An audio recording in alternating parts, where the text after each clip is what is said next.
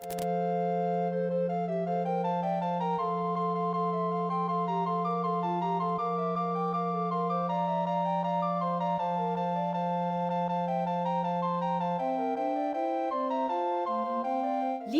Audio a le plaisir de vous présenter une comédie de Molière, Le Malade imaginaire. Comédie écrite en 1673, c'est la dernière œuvre de Molière. Les personnages: Argan, le malade imaginaire; Béline, seconde femme d'Argan; Angélique, fille d'Argan et amante de Cléante; Louison, petite fille d'Argan et sœur d'Angélique; Béralde, frère d'Argan; Cléante, amant d'Angélique; Monsieur Diafoirus, médecin; Thomas Diafoirus, son fils et amant d'Angélique; Monsieur Purgon, médecin d'Argan; Monsieur Fleurant, apothicaire; Monsieur Bonnefoy, notaire; Toinette, servante.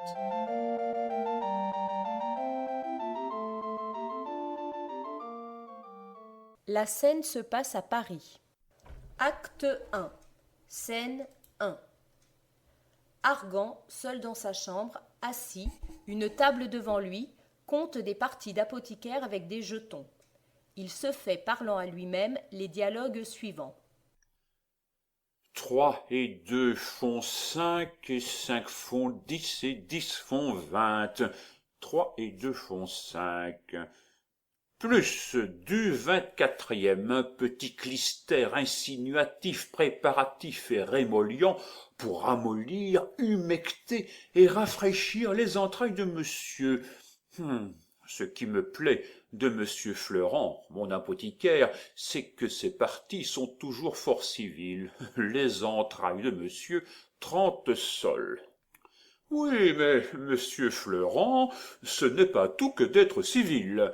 Il faut être aussi raisonnable et ne pas écorcher les malades. 30 sols, un lavement. Je suis votre serviteur, je vous l'ai déjà dit. Vous ne me les avez mis dans les autres parties qu'à 20 sols. Et 20 sols, en langage d'apothicaire, c'est-à-dire 10 sols. Les voilà, 10 sols. Plus du 10 jours, un bon clistère détersif, composé de catholicon double, rhubarbe, miel rosa et autres, suivant l'ordonnance, pour balayer, laver et nettoyer le bas-ventre de monsieur, 30 sols, avec votre permission, 10 sols. Plus du 10 jours, le soir, un gilet hépatique, sopporatif et somnifère, composé pour faire dormir monsieur 35 sols. Je ne me plains pas de celui-là, car il me fit bien dormir.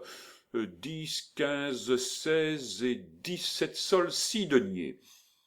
Plus du 25e, une bonne médecine purgative et corroborative, composée de casses récentes avec Séné-Levantin et autres, suivant l'ordonnance de monsieur Purgon, pour expulser et évacuer l'habit de monsieur 4 livres. Ah, monsieur Fleurant, c'est se moquer. Il faut vivre avec les malades. Monsieur Purgon ne vous a pas ordonné de mettre 4 francs. Mettez 3 livres, s'il vous plaît. 20 et 30 sols. Plus du 10 jours, une potion anodine et astringente pour faire reposer monsieur 30 sols. Bon, 10 et 15 sols. Plus du 26e, un clistère carminatif pour chasser les vents de monsieur, 30 sols. 10 sols, monsieur Fleurant. Plus le clistère de monsieur réitéré le soir comme dessus, 30 sols. Monsieur Fleurant, 10 sols. Plus du 27e, une bonne médecine composée pour hâter d'aller et chasser dehors les mauvaises humeurs de monsieur, 3 livres. Bon, 20 et 30 sols, je suis bien aise que vous soyez raisonnable. Plus du 28e, une prise de petit lait clarifié et édulcoré pour adoucir, lénifier, tempérer et rafraîchir le sang de monsieur, 20 sols. Bon, 10 sols. plus une potion cordiale et préservative, composée avec 12 grains de bézoard, sirop de limon et grenade et autres, suivant l'ordonnance, 5 livres. Ah, monsieur Fleurant, tout doux, s'il vous plaît. Si vous en usez comme cela, on ne voudra plus être malade. Contentez-vous de 4 francs. 20 et 40 sols, 3 et 2 font 5 et 5 font 10 et 10 font 20. 63 livres, 4 sols, 6 deniers. Ah, si bien donc que ce mois, j'ai pris 1, 2, 3, 4, 5, 6, 7 et 8 médecines, et 1, 2, 3, 4, 5, 6, 7, 8, 9, 10, 11 et 12 lavements. Et l'autre mois, il y avait 12 médecines et 20 lavements. Ah, je ne m'étonne pas si je ne me porte pas si bien ce mois-ci que l'autre. Je le dirai à monsieur Purgon afin qu'il mette ordre à cela. Allons, qu'on m'ôte tout ceci.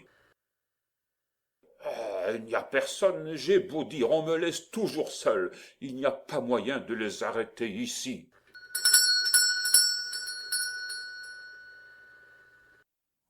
Ils n'entendent point, ma sonnette ne fait pas assez de bruit.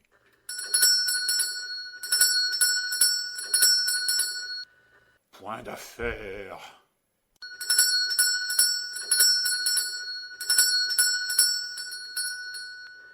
Ils sont sourds. Toinette.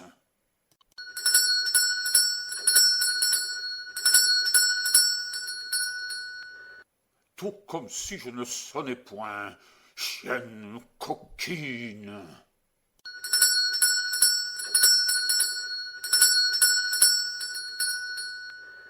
J'enrage. Drelin, Drelin, Drelin. Carogne à tous les diables. Est-il possible qu'on laisse comme cela un pauvre malade tout seul? Drelin, Drelin, Drelin. Voilà qui est pitoyable. Drelin, Drelin, Drelin. Mon Dieu, me laisseront ici mourir. Drelin, Drelin, Drelin. Toinette en entrant dans la chambre. On y va! Ah, chienne! Ah, carogne!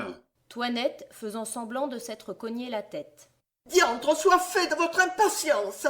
Vous pressez si fort les personnes que je me suis donné un grand coup de la tête contre la carne d'un volet. Ah, traîtresse! Il y a... Ah! Il y a 1 heure! Ah! Tu m'as laissé! Ah! Tais-toi donc, coquine, que je te querelle! Samo, ma foi, j'en suis d'avis après ce que je me suis fait. Ah! Tu m'as fait gosiller, carogne! Et vous m'avez fait, vous, casser la tête. L'un vaut bien l'autre. Quitte à quitte, si vous voulez. Quoi, coquine? Si vous querellez, je pleurerai. Me laisser, traîtresse! Chienne, tu veux... Quoi, il faudra encore que je n'ai pas le plaisir de quereller? Querellez tout votre sou, je le veux bien. Tu m'en empêches, chienne, en m'interrompant à tout coup. Si vous avez le plaisir de quereller, il faut bien que, de mon côté, j'ai le plaisir de pleurer. Chacun le sien, ce n'est pas trop. Alors, il faut en passer par là. Ôte-moi ceci, coquine, ôte-moi ceci. Argan se lève de sa chaise. Mon lavement, aujourd'hui, a-t-il bien opéré? Votre lavement? Oui, ai-je bien fait de la bile? Ma foi, je ne me mêle point de ces affaires-là. C'est à monsieur Fleurant à y mettre le nez, puisqu'il en a le profit. Qu'on ait soin de me tenir un bouillon prêt pour l'autre que je dois tantôt prendre. Ce monsieur Fleurant-là et ce monsieur Purgon, c'est gai sur votre corps. Ils ont en vous une bonne vache à lait, et je voudrais bien leur demander quel mal vous avez pour faire tant de remèdes. Taisez-vous, ignorante, ce n'est pas à vous à contrôler les ordonnances de la médecine. Qu'on me fasse venir ma fille, Angélique, j'ai à lui dire quelque chose. La voici qui vient d'elle-même. Elle a deviné votre pensée. Approchez, Angélique, vous venez à propos, je voulais vous parler. Me voilà prête à vous ouïr. Courant au bassin. Attendez, donnez-moi mon bâton, je vais revenir tout à l'heure. Allez vite, monsieur, allez. Monsieur Florent nous donne des affaires. Angélique, la regardant d'un œil languissant, lui dit confidemment. Toinette, Quoi? regarde-moi un peu. Eh bien, je vous regarde. Toinette, Eh bien, quoi, Toinette? ne devines-tu point de quoi je veux parler?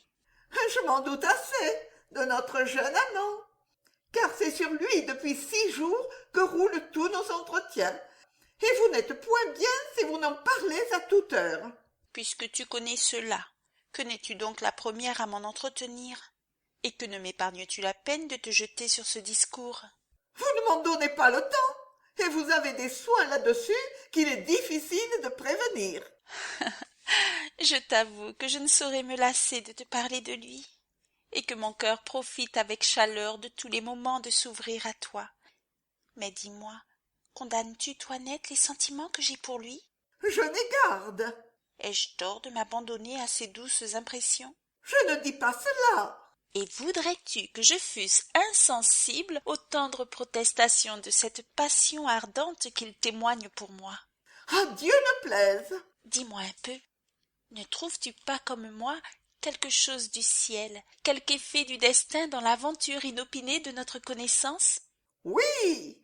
Ne trouves-tu pas que cette action d'embrasser ma défense sans me connaître est tout à fait d'un honnête homme? Oui. Que l'on ne peut pas en user plus généreusement, D'accord. et qu'il fit tout cela de la meilleure grâce du monde? Oh oui. Ne trouves-tu pas, Toinette, qu'il est bien fait de sa personne, Assurément. qu'il a l'air le meilleur du monde, Sans doute. que ses discours comme ses actions ont quelque chose de noble, Cela est sûr.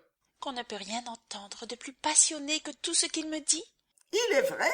et qu'il n'est rien de plus fâcheux que la contrainte où l'on me tient, qui bouche tout commerce au doux empressement de cette mutuelle ardeur que le ciel nous inspire.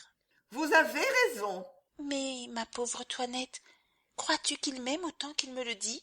Ces choses-là, parfois, sont un peu sujettes à caution.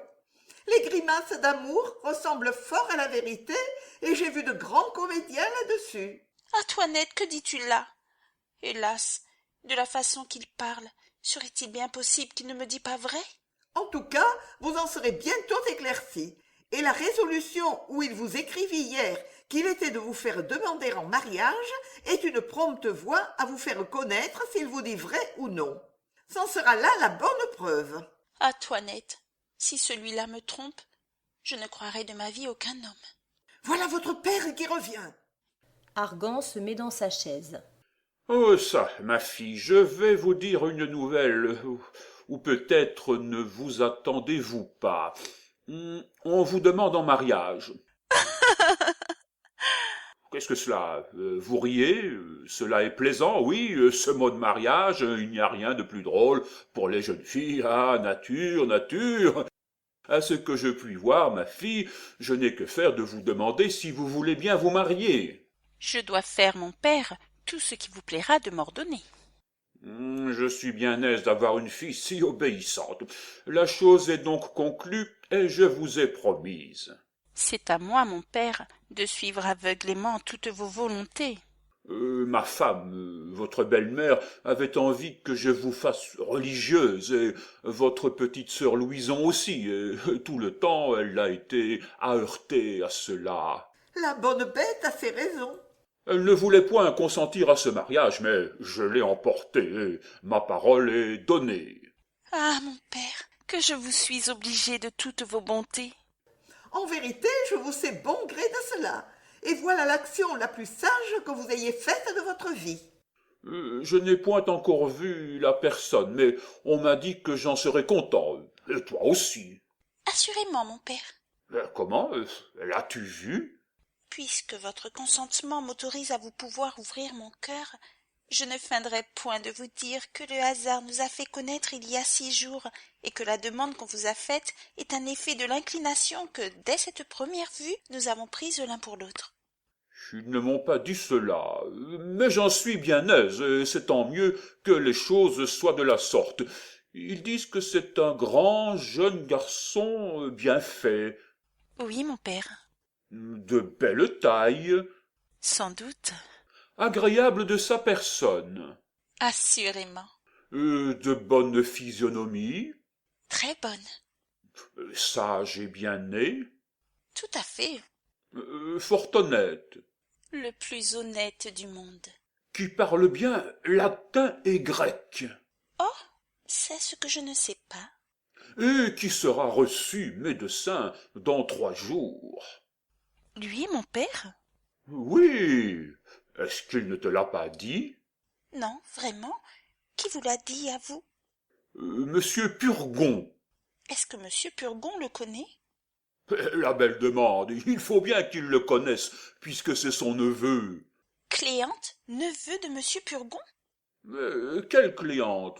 Nous parlons de celui pour qui l'on t'a demandé en mariage. Eh oui! Eh bien, c'est le neveu de monsieur Purgon, qui est le fils de son beau-frère, le médecin, monsieur Diafoirus. Et ce fils s'appelle Thomas Diafoirus, non pas Cléante. Et nous avons conclu ce mariage-là ce matin, monsieur Purgon, monsieur Florent et moi. Et demain, ce gendre prétendu doit m'être amené par son père. Qu'est-ce? Vous voilà, tout est bobby. C'est mon père, que je connais que vous avez parlé d'une personne et que j'ai entendu une autre. Quoi, monsieur? Vous auriez fait ce dessin burlesque et avec tout le bien que vous avez, vous voudriez marier votre fille avec un médecin? Oui, de quoi te mêles-tu, coquine, impudente que tu es? Mon Dieu, tout doux! Vous allez d'abord aux invectives. Est-ce que nous ne pouvons pas raisonner ensemble sans nous emporter? Là, parlons de sang-froid. Quelle est votre raison, s'il vous plaît, pour un tel mariage?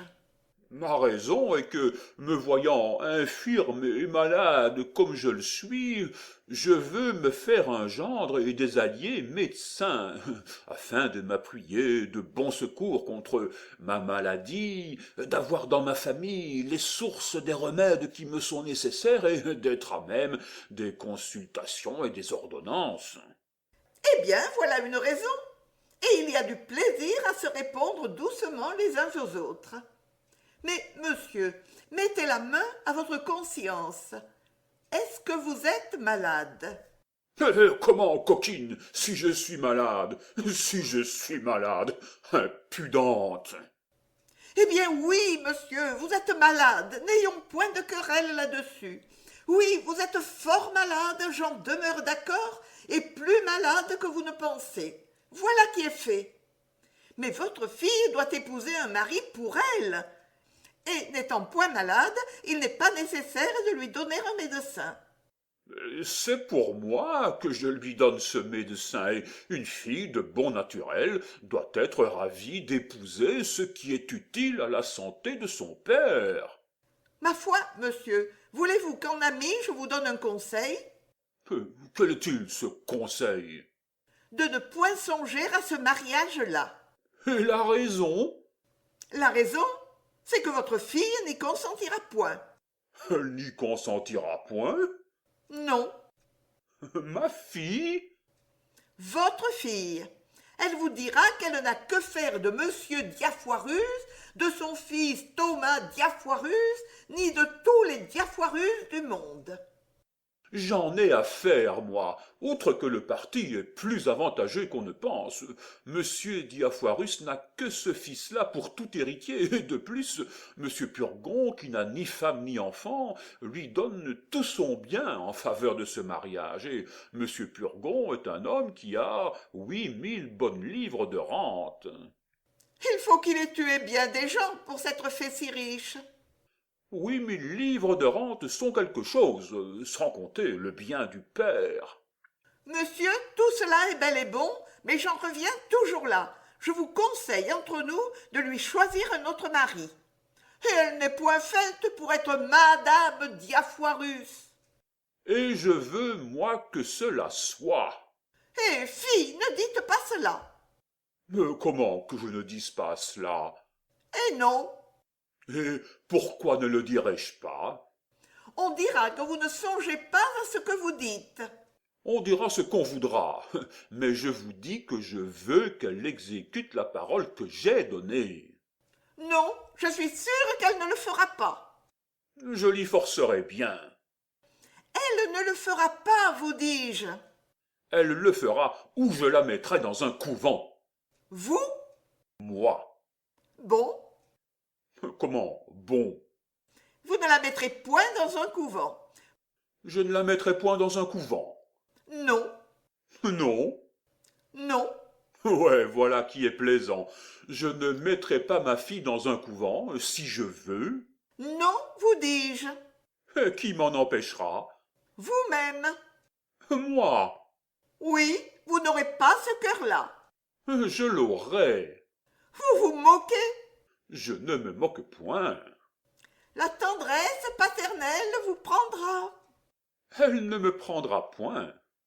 Une petite larme ou deux, des bras jetés au cou, un « mon petit papa mignon » prononcé tendrement, sera assez pour vous toucher. Tout cela ne fera rien. Oui, oui. Je vous dis que je n'en démordrai point. Bagatelle. Il ne faut point dire bagatelle. Mon Dieu, je vous connais. Vous êtes bon naturellement. Je ne suis pas bon et je suis méchant quand je veux. Doucement, monsieur. Vous ne songez pas que vous êtes malade. Je lui commande absolument de se préparer à prendre le mari que je dis. Et moi, je lui défends absolument d'en faire rien. Où est-ce que nous sommes et quelle audace est cela à une coquine de servante de parler de la sorte devant son maître? Quand un maître ne songe pas à ce qu'il fait, une servante bien sensée est en droit de le redresser. Argan court après Toinette. Ah, insolente! Il faut que je t'assomme! Toinette se sauve de lui. Il est de mon devoir de m'opposer aux choses qui vous peuvent déshonorer. Argan, en colère, court après elle autour de sa chaise, son bâton à la main. Viens, viens, que je t'apprenne à parler! Toinette courant et se sauvant du côté de la chaise où n'est pas Argan. Je m'intéresse comme je dois à ne vous point laisser faire de folie. Chienne! Non, je ne consentirai jamais à ce mariage. Pandarde! Je ne veux point qu'elle épouse votre Thomas Diafoirus. Carogne! Et elle m'obéira plutôt qu'à vous. Angélique, tu ne veux pas m'arrêter cette coquine-là? Eh, mon père, ne vous faites point malade. Si tu ne me l'arrêtes, je te donnerai ma malédiction. Et moi, je la déshériterai si elle vous obéit. Argan se jette dans sa chaise, étant là de courir après elle. Je n'en puis plus, voilà, pour me faire mourir. Ah, ma femme, approchez. Oh, qu'avez-vous, mon pauvre mari? Venez-vous-en ici à mon secours. Qu'est-ce donc qu'il y a, mon petit-fils? Mamie, Mon ami. on vient de me mettre en colère. Hélas, pauvre petit mari. Comment donc, mon ami? Votre coquine de Toinette est devenue plus insolente que jamais. Ne vous passionnez donc point. Elle m'a fait enrager, mamie. Doucement, mon fils. Elle a contrecarré 1 heure durant les choses que je veux faire. Là, tout doux. Elle a eu l'effronterie de me dire que je ne suis point malade. C'est une impertinente. Vous savez, mon cœur, ce qui en est. Oui, mon cœur, elle a tort. M'amour, cette coquine-là me fera mourir. Hélas. Elle est la cause de toute la bile que je fais. Ne vous fâchez point tant. Et il y a je ne sais combien que je vous dis de me la chasser. Mon Dieu, mon fils, il n'y a point de serviteurs et de servantes qui n'aient leurs défauts. On est contraint parfois de souffrir leurs mauvaises qualités à cause des bonnes. Celle-ci est adroite, soigneuse, diligente et, surtout, fidèle. Et vous savez qu'il faut maintenant de grandes précautions pour les gens que l'on prend. Holà, Toinette, Madame? pourquoi donc est-ce que vous mettez mon mari en colère? Moi, madame? Hélas, je ne sais pas ce que vous voulez me dire. et je ne songe qu'à complaire à monsieur en toutes choses. La traîtresse! Il nous a dit qu'il voulait donner sa fille en mariage au fils de monsieur Diafoirus. Je lui ai répondu que je trouvais le parti avantageux pour elle, mais que je croyais qu'il ferait mieux de la mettre dans un couvent. Bah, il n'y a pas grand mal à cela, et je trouve qu'elle a raison. Oh, Mamour, vous la croyez? C'est une scélérate. Elle m'a dit sans insolence. Eh bien, je vous crois, mon ami. Là, remettez-vous. Écoutez, Toinette, si vous fâchez jamais mon mari, je vous mettrai dehors. Ça, donnez-moi son manteau fourré et des oreillers, que je l'accommode dans sa chaise. Vous voilà je ne sais comment. Enfoncez bien votre bonnet jusque sur vos oreilles. Il n'y a rien qui enrhume tant que de prendre l'air par les oreilles. Ah, mamie, que je vous suis obligé de tous les soins que vous prenez de moi. Béline accommodant les oreillers qu'elle met autour d'Argan. Levez-vous, que je mette ceci sous vous. Mettons celui-ci pour vous appuyer, et celui-là de l'autre côté. Mettons celui-ci derrière votre dos, et cet autre-là pour soutenir votre tête. Toinette lui mettant rudement un oreiller sur la tête et puis fuyant. Et celui-ci pour vous garder du serein. Argan se lève en colère et jette tous les oreillers à Toinette. Ah, coquine, tu veux m'étouffer? Et là, qu'est-ce que c'est donc? Argan, tout essoufflé, se jette dans sa chaise. Je n'en puis plus. Pourquoi vous emporter ainsi? Elle a cru faire bien.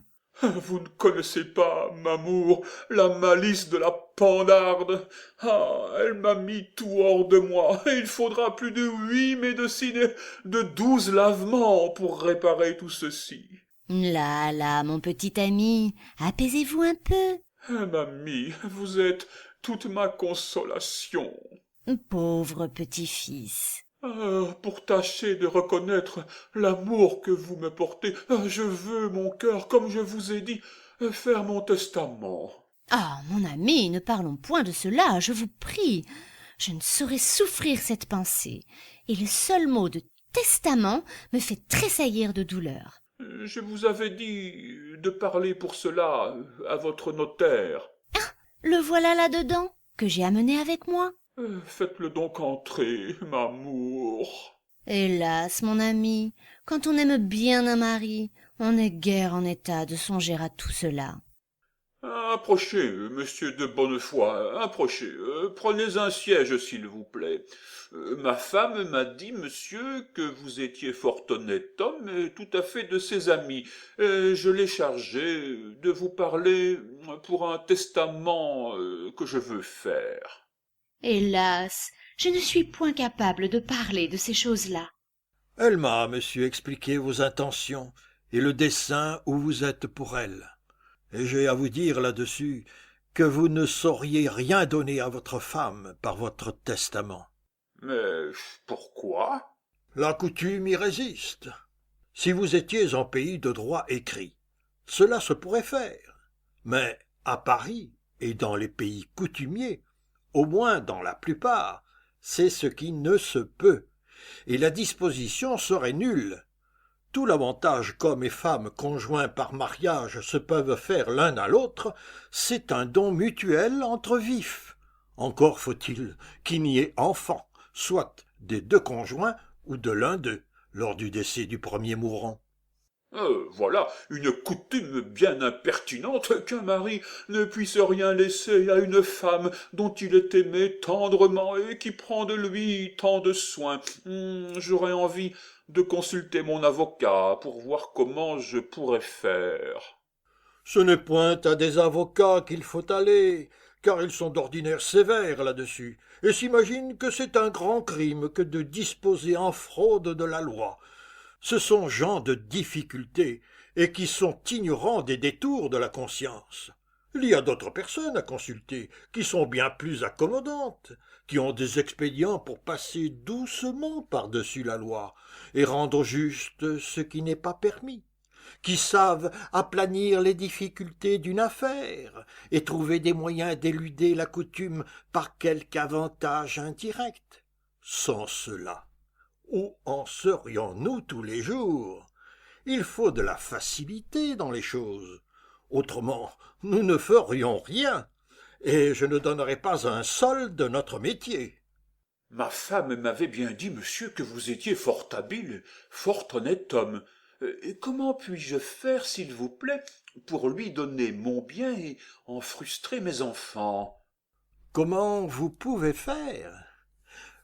Vous pouvez choisir doucement un ami intime de votre femme, auquel vous donnerez en bonne forme, par votre testament, tout ce que vous pouvez.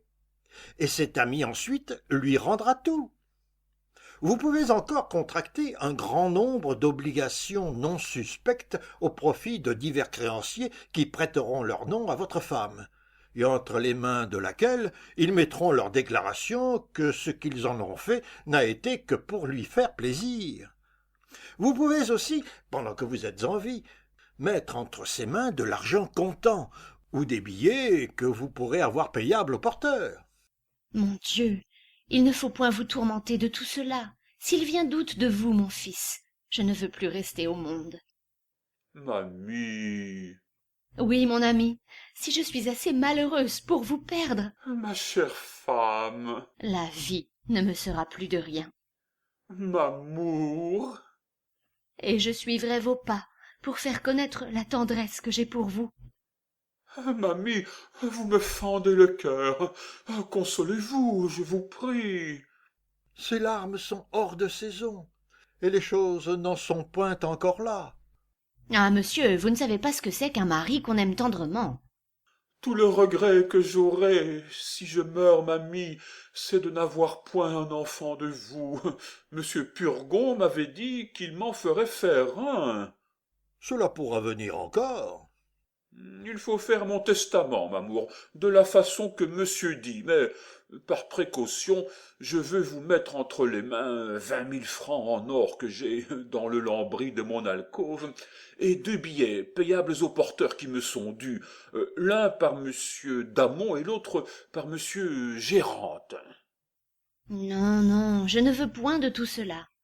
Ah, combien dites-vous qu'il y a dans votre alcôve? 20 000 francs, m'amour. Ne me parlez point de bien, je vous prie. Ah, de combien sont les 2 billets? Ils sont, mamie, l'un de 4 000 francs et l'autre de 6. Tous les biens du monde, mon ami, ne me sont rien au prix de vous. Voulez-vous que nous procédions au testament? Oui, monsieur, mais nous serons mieux dans mon petit cabinet. M'amour, conduisez-moi, je vous prie. Allons, mon pauvre petit-fils.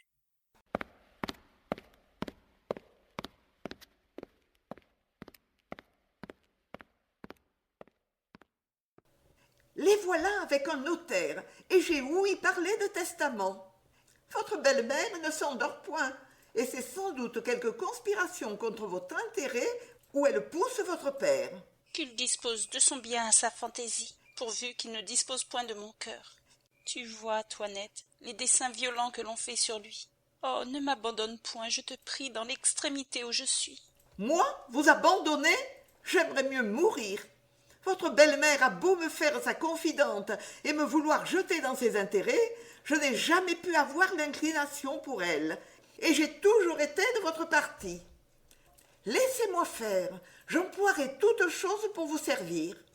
Mais pour vous servir avec plus d'effet, je veux changer de batterie, couvrir le zèle que j'ai pour vous, et feindre d'entrer dans les sentiments de votre père et de votre belle-mère. Tâche, je t'en conjure, de faire donner avis à Cléante du mariage qu'on a conclu.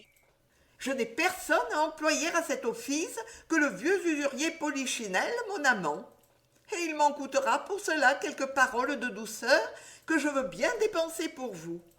Pour aujourd'hui, il est trop tard, mais demain de grand matin, je l'enverrai quérir, et il sera ravi de... Toinette! Voilà qu'on m'appelle. Bonsoir, reposez-vous sur moi.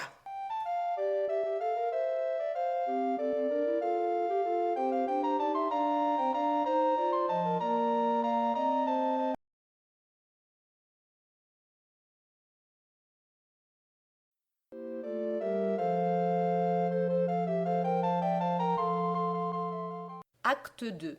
Scène 1. Toinette, Cléante. Que demandez-vous, monsieur? Ce que je demande? Ah! Ah, c'est vous! Quelle surprise! Que venez-vous faire, Séant? Savoir ma destinée, parler à l'aimable Angélique, consulter les sentiments de son cœur et lui demander ses résolutions sur ce mariage fatal dont on m'a averti. Oui, mais on ne parle pas comme cela de but en blanc, Angélique. Il faut des mystères. Et l'on vous a dit, l'étroite garde où elle est retenue, qu'on ne la laisse ni sortir ni parler à personne. Et que ce ne fut que la curiosité d'une vieille tante qui nous fit accorder la liberté d'aller à cette comédie qui donna lieu à la naissance de votre passion. Et nous nous sommes bien gardés de parler de cette aventure. Aussi, ne viens-je pas ici comme Cléante et sous l'apparence de son amant, mais comme ami de son maître de musique, dont j'ai obtenu le pouvoir de dire qu'il m'envoie à sa place. Voici son père. Retirez-vous un peu et me laissez lui dire que vous êtes là. Monsieur Purgon m'a dit de me promener le matin dans ma chambre, 12 allées et 12 venues, mais j'ai oublié à lui demander si c'est en long ou en large. Monsieur, voilà un... Mais par le bas, Pandarde, tu viens m'ébranler tout le cerveau, et tu ne songes pas qu'il ne faut point parler si haut à des malades. Je voulais vous dire, monsieur... Par le bas, te dis-je. Monsieur, Elle fait semblant de parler. Et je vous dis que... Elle fait semblant de parler. qu'est-ce que tu dis? Je dis que voilà un homme qui veut parler à vous. Qu'il vienne. Toinette fait signe à Cléante d'avancer. Monsieur, Ne parlez pas si haut, de peur d'ébranler le cerveau de monsieur. monsieur, je suis ravi de vous trouver debout et de voir que vous vous portez mieux. Comment qu'il se porte mieux? Cela est faux. Monsieur se porte toujours mal. J'ai ouï dire que monsieur était mieux, et je lui trouve bon visage. Que voulez-vous dire avec votre bon visage? Monsieur l'a fort mauvais, et ce sont des impertinents qui vous ont dit qu'il était mieux. Il ne s'est jamais si mal porté. Elle a raison.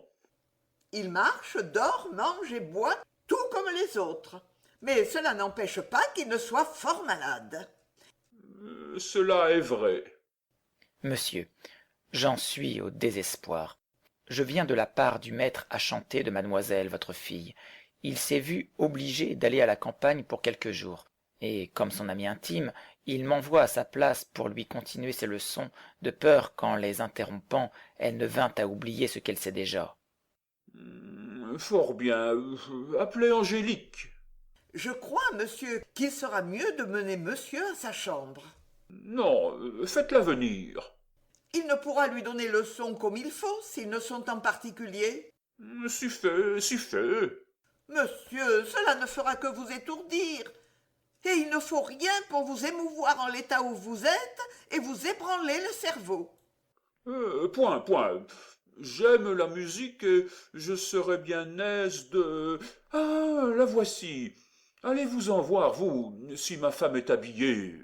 Venez, ma fille, votre maître de musique est allé au champ, et voilà une personne qui l'envoie à sa place pour vous montrer. Oh ciel! Qu'est-ce? D'où vient cette surprise? C'est Quoi? Qui vous émeut de la sorte? mon père. Une aventure surprenante qui se rencontre ici. Comment? J'ai songé cette nuit que j'étais dans le plus grand embarras du monde et qu'une personne, faite tout comme monsieur, s'est présentée à moi, à qui j'ai demandé secours et qui m'est venue tirer de la peine où j'étais. Et ma surprise a été grande de voir inopinément, en arrivant ici, ce que j'ai eu dans l'idée toute la nuit. Ce n'est pas être malheureux que d'occuper votre pensée, soit en dormant, soit en veillant, et mon bonheur serait grand sans doute, si vous étiez dans quelque peine dont vous me jugeassiez digne de vous tirer. Et il n'y a rien que je ne fisse pour... Ma foi, monsieur, je suis pour vous maintenant, et je me dédie de tout ce que je disais hier. Voici monsieur Diafoirus le père et monsieur Diafoirus le fils qui viennent vous rendre visite. Que vous serez bien engendrés. Vous allez voir le garçon le mieux fait du monde et le plus spirituel. Il n'a dit que 2 mots qui m'ont ravi. Et votre fille va être charmée de lui. À Cléante qui feint de vouloir s'en aller. Ne vous en allez point, monsieur. C'est que je marie ma fille et voilà qu'on lui amène son prétendu mari qu'elle n'a point encore vu. C'est m'honorer beaucoup, monsieur, de vouloir que je sois témoin d'une entrevue si agréable. C'est le fils d'un habile médecin et le mariage se fera dans 4 jours. Fort bien. Mandez-le un peu à son maître de musique afin qu'il se trouve à la noce. Je n'y manquerai pas. Je vous y prie aussi. Vous me faites beaucoup d'honneur. Allons, qu'on se range, les voici. Argan mettant la main à son bonnet sans l'ôter. Monsieur Purgon, monsieur m'a défendu de découvrir ma tête. Vous êtes du métier, vous savez les conséquences. Nous sommes dans toutes nos visites pour porter secours aux malades, et non pour leur porter de l'incommodité. Je reçois, monsieur, Nous venons ici, monsieur, avec beaucoup de joie, mon fils Thomas et moi, l'honneur que vous me faites. vous témoignez, monsieur, Et j'aurais souhaité le ravissement où nous sommes, de pouvoir aller chez vous de la grâce que vous nous faites, pour vous en assurer. de vouloir bien nous recevoir, Mais vous savez, monsieur, dans l'honneur, monsieur, ce que c'est qu'un pauvre malade de votre alliance, qui ne peut faire autre chose et vous assurer que de vous dire ici que dans les choses qui dépendront de notre métier, qu'il cherchera toutes les occasions de même qu'en tout autre, de vous faire connaître, monsieur, nous serons toujours prêts, monsieur, qu'il est tout à votre service. à vous témoigner notre zèle. Allons, Thomas, avancez, faites vos compliments. Thomas Diafoirus est un grand benet, nouvellement sorti des écoles, qui fait toutes choses de mauvaise grâce et à contretemps. N'est-ce pas par le père qu'il convient de commencer? Oui, Monsieur, je viens saluer, reconnaître, chérir et révérer en vous un second père, mais un second père auquel j'ose dire que je me trouve plus redevable qu'au premier. Le premier m'a engendré, mais vous m'avez choisi. Il m'a reçu par nécessité, mais vous m'avez accepté par grâce. Ce que je tiens de lui est un ouvrage de son corps, mais ce que je tiens de vous est un ouvrage de votre volonté, et d'autant plus que les facultés spirituelles sont au-dessus des corporelles, d'autant plus je vous dois, et d'autant plus je tiens précieuse cette future filiation, dont je viens aujourd'hui vous rendre par avance les très humbles et très respectueux hommages. Vive les collèges, d'où l'on sort si habile homme. Cela a-t-il bien été, mon père? optime. Argan à Angélique. Allons, saluez monsieur. Baiserai-je? Oui, oui, Thomas Diafoirus à Angélique. Madame, c'est avec justice que le ciel vous a concédé le nom de belle-mère, puisque l'on... Ce n'est pas ma femme, c'est ma fille à qui vous parlez. Où donc est-elle? Elle va venir. Attendrai-je, mon père, qu'elle soit venue? faites toujours le compliment de mademoiselle. Mademoiselle, ne plus ne moins que la statue de Mémone rendait un son harmonieux lorsqu'elle venait à être éclairée par les rayons du soleil, tout de même me sens animé d'un doux transport à l'apparition du soleil de vos beautés. Et comme les naturalistes remarquent que la fleur nommée héliotrope tourne sans cesse vers cet astre du jour, aussi mon cœur, d'ores en avant, tournera-t-il toujours vers les astres resplendissants de vos yeux adorables, ainsi que vers son pôle unique. Souffrez donc, mademoiselle, que j'appende aujourd'hui à l'autel de vos charmes l'offrande de ce cœur qui ne respire et n'ambitionne autre gloire que d'être toute sa vie, mademoiselle, votre très humble, très obéissant et très fidèle serviteur et mari. Voilà ce que c'est que d'étudier. On apprend à dire de belles choses. Que dites-vous de cela? Que monsieur fait merveille, et que, s'il est aussi bon médecin qu'il est bon orateur, il y aura plaisir à être de ses malades. Assurément, ce sera quelque chose d'admirable s'il fait d'aussi belles cures qu'il fait de beaux discours. Alors, vite, ma chaise et des sièges à tout le monde. Mettez-vous là, ma fille. Vous voyez, monsieur, que tout le monde admire monsieur votre fils, et je vous trouve bien heureux de vous voir un garçon comme cela. Monsieur, ce n'est pas parce que je suis son père, mais je puis dire que j'ai sujet d'être content de lui, et que tous ceux qui le voient en parlent comme d'un garçon qui n'a point de méchanceté. Il n'a jamais eu l'imagination bien vive, ni ce feu d'esprit qu'on remarque dans quelques-uns, mais c'est par là que j'ai toujours bien auguré de sa judiciaire, qualité requise pour l'exercice de notre art.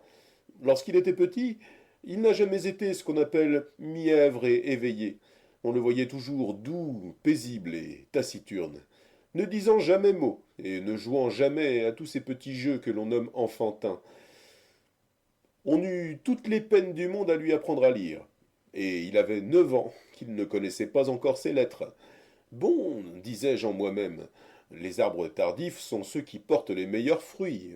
On grave sur le marbre bien plus malaisément que sur le sable, mais les choses y sont conservées bien plus longtemps, et cette lenteur à comprendre, cette pesanteur d'imagination, est la marque d'un bon jugement à venir. Lorsque je l'envoyais au collège, il trouvait de la peine, mais il se raidissait contre les difficultés, et ses régents se louaient toujours à moi de son assiduité et de son travail. Enfin, à force de battre le fer, il en est venu glorieusement à avoir ses licences, et je puis dire, sans vanité, que depuis 2 ans qu'il est sur les bancs, il n'y a point de candidat qui ait fait plus de bruit que lui dans toutes les disputes de notre école. Il s'y est rendu redoutable, et il ne s'y passe point d'acte où il n'aille argumenter à outrance pour la proposition contraire.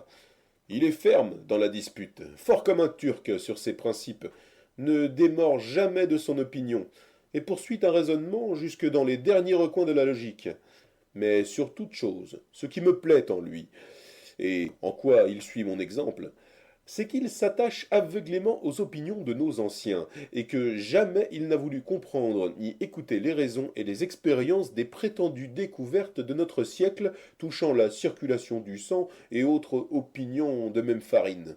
Thomas Diafoirus, tirant de sa poche une grande thèse roulée qu'il présente à Angélique. J'ai, contre les circulateurs, soutenu une thèse qu'avec la permission de monsieur, j'ose présenter à mademoiselle, comme un hommage que je lui dois des prémices de mon esprit.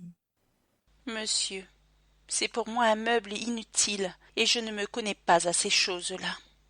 Donnez, donnez, elle est toujours bonne à prendre pour l'image. Cela servira à parer notre chambre. Avec la permission aussi de monsieur, je vous invite à venir voir l'un de ces jours, pour vous divertir, la dissection d'une femme, sur quoi je dois raisonner. Le divertissement sera agréable. Il y en a qui donnent la comédie à leur maîtresse, mais donner une dissection est quelque chose de plus galant.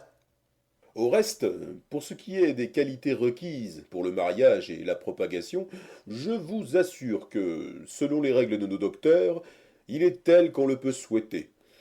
Qu'il possède en un degré louable la vertu prolifique, et qu'il ait du tempérament qu'il faut pour engendrer et procréer des enfants bien conditionnés. N'est-ce pas votre intention, monsieur, de le pousser à la cour et d'y ménager pour lui une charge de médecin ? À vous en parler franchement, notre métier auprès des grands ne m'a jamais paru agréable, et j'ai toujours trouvé qu'il valait mieux, pour nous autres, demeurer au public. Le public est commode. Vous n'avez à répondre de vos actions à personne, et, pourvu que l'on suive le courant des règles de l'art, on ne se met point en peine de tout ce qui peut arriver. Mais ce qu'il y a de fâcheux auprès des grands, c'est que, quand ils viennent à être malades, ils veulent absolument que leur médecin les guérisse. Cela est plaisant, et ils sont bien impertinents de vouloir que, vous autres messieurs, vous les guérissiez. Vous n'êtes point auprès d'eux pour cela, vous n'y êtes que pour recevoir vos pensions et leur ordonner des remèdes. C'est à eux à guérir, s'ils le peuvent. Cela est vrai. On n'est obligé qu'à traiter les gens dans les formes. Argan à Cléante. Monsieur, faites un peu chanter ma fille devant la compagnie. J'attendais vos ordres, monsieur, et il m'est venu en pensée, pour divertir la compagnie, de chanter avec mademoiselle une scène d'un petit opéra qu'on a fait depuis peu. À Angélique, lui donnant un papier. Tenez, voilà votre partie. Moi? Ne vous défendez point, s'il vous plaît, et me laissez-vous faire comprendre ce que c'est que la scène que nous devons chanter. Je n'ai pas une voix à chanter, mais ici il suffit que je me fasse entendre, et l'on aura la bonté de m'excuser, par la nécessité où je me trouve de faire chanter mademoiselle. Les vers en sont-ils beaux? C'est proprement ici un petit opéra impromptu, et vous n'allez entendre chanter que de la prose cadencée, ou des manières de vers libres telles que la passion et la nécessité peuvent faire trouver à deux personnes qui disent les choses d'eux-mêmes et parlent sur le champ. Fort bien, écoutons. Cléante, sous le nom d'un berger, explique à sa maîtresse son amour depuis leur rencontre, et ensuite ils s'appliquent leurs pensées l'un à l'autre en chantant. Voici le sujet de la scène. Un berger était attentif aux beautés d'un spectacle qui ne faisait que de commencer, lorsqu'il fut tiré de son attention par un bruit qu'il entendit à ses côtés. Il se retourne et voit un brutal qui, de paroles insolentes, maltraitait une bergère. D'abord, il prend les intérêts d'un sexe à qui tous les hommes doivent hommage. Et, après avoir donné au brutal le châtiment de son insolence, il vient à la bergère, et voit une jeune personne qui, des deux plus beaux yeux qu'il n'eût jamais vus, versait des larmes qu'il trouva les plus belles du monde. Hélas, dit-il en lui-même, est-on coupable d'outrager une personne si aimable? Et quel inhumain, quel barbare ne serait touché par de telles larmes? Il prend soin de les arrêter, ces larmes qu'il trouve si belles. Et l'aimable bergère prend soin en même temps de le remercier de son léger service, mais d'une manière si charmante, si tendre et si passionnée, que le berger n'y peut résister, et chaque mot, chaque regard, est un trait plein de flamme, dont son cœur se sent pénétrer. Est-il, disait-il, quelque chose qui puisse mériter les aimables paroles d'un tel remerciement? Et que ne voudrait-on pas faire? À quel service, à quel danger ne serait-on pas ravi de courir pour s'attirer un seul moment des touchantes douceurs d'une âme si reconnaissante? Tout le spectacle passe sans qu'il y donne aucune attention, mais il se plaint qu'il est trop court parce qu'en finissant, il le sépare de son adorable bergère. Et de cette première vue, de ce premier moment, il emporte chez lui tout ce qu'un amour de plusieurs années peut avoir de plus violent. Le voilà aussitôt à sentir tous les maux de l'absence, et il est tourmenté de ne plus voir ce qu'il a si peu vu. Il fait tout ce qu'il peut pour se redonner cette vue dont il conserve nuit et jour une si chère idée. Mais la grande contrainte où l'on tient sa bergère lui en ôte tous les moyens. La violence de sa passion le fait résoudre à demander en mariage l'adorable beauté sans laquelle il ne peut plus vivre. Et il en obtient d'elle la permission par un billet qu'il a l'adresse de lui faire tenir. Mais, dans le même temps, on l'avertit que le père de cette belle a conclu son mariage avec un autre, et que tout se dispose pour célébrer la cérémonie. Jugez quelle atteinte cruelle au cœur de ce triste berger. Le voilà accablé d'une mortelle douleur. Il ne peut souffrir l'effroyable idée de voir tout ce qu'il aime entre les bras d'un autre, et son amour, au désespoir, lui fait trouver moyen de s'introduire dans la maison de sa bergère pour apprendre ses sentiments et savoir d'elle la destinée à laquelle il doit se résoudre. Il y rencontre les apprêts de tout ce qu'il craint. Il y voit venir l'indigne rival que le caprice d'un père oppose aux tendresses de son amour. Il le voit triomphant, ce rival ridicule, auprès de l'aimable bergère, ainsi qu'auprès d'une conquête qui lui est assurée. Et cette vue le remplit d'une colère dont il a peine à se rendre le maître. Il jette de douloureux regards sur celle qu'il adore, et son respect et la présence de son père l'empêchent de lui rien dire que des yeux. Mais enfin, il force toute contrainte, et le transport de son amour l'oblige à lui parler ainsi. Belle Phyllis, c'est trop souffrir. Rompons ce dur silence, et m'ouvrez vos pensées. Apprenez-moi ma destinée. Faut-il vivre, faut-il mourir? Vous me voyez, Tircis, triste et mélancolique, aux apprêts de l'hymen dont vous vous alarmez.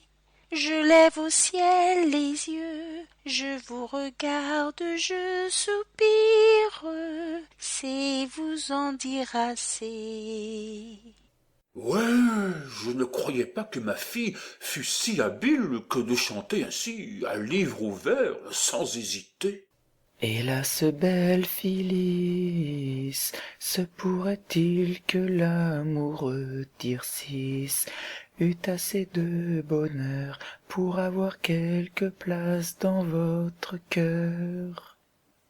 Je ne m'en défends point dans cette peine extrême. Oui, Tircis, je vous aime. Ô paroles pleines d'appât, ai-je bien entendu, hélas? Redites-la, Phyllis, que je n'en doute pas. Oui, Tircis, je vous aime. De grâce encore, Phyllis, Je vous aime. recommencez 100 fois, ne vous en lassez pas. Je vous aime, je vous aime. Oui, Tircis, je vous aime. Dieu roi qui sous vos pieds regardez tout le monde, pouvez-vous comparer votre bonheur au mien? Mais Phyllis, une pensée vient troubler ce doux transport. Un rival. Ah, je ne hais plus que la mort, et sa présence ainsi qu'à vous m'est un cruel supplice. Mais un père à ses vœux vous veut assujettir. Plutôt mourir que de jamais y consentir. Plutôt mourir. Plutôt mourir. Que dit le père à tout cela? Il ne dit rien. Voilà un sot père que ce père-là, de souffrir toutes ces sottises-là sans rien dire. Ah, mon amour. Non, en voilà assez. Cette comédie-là est de fort mauvais exemples. Le berger Tircis est un impertinent et la bergère Phyllis une impudente de parler de la sorte devant son père. Montrez-moi ce papier. Ah, où sont donc les paroles que vous avez dites? Il n'y a là que de la musique écrite. Est-ce que vous ne savez pas, monsieur, qu'on a trouvé depuis peu l'invention d'écrire les paroles avec les notes mêmes? Fort bien. Je suis votre serviteur, monsieur, jusqu'au revoir. Nous nous serions bien passés de votre impertinent opéra. J'ai cru vous divertir. Les sottises ne divertissent point. Ah, voici ma femme. M'amour, voici le fils de monsieur Diafoirus. Thomas Diafoirus commence un compliment qu'il aurait étudié et la mémoire lui manquant ne peut continuer.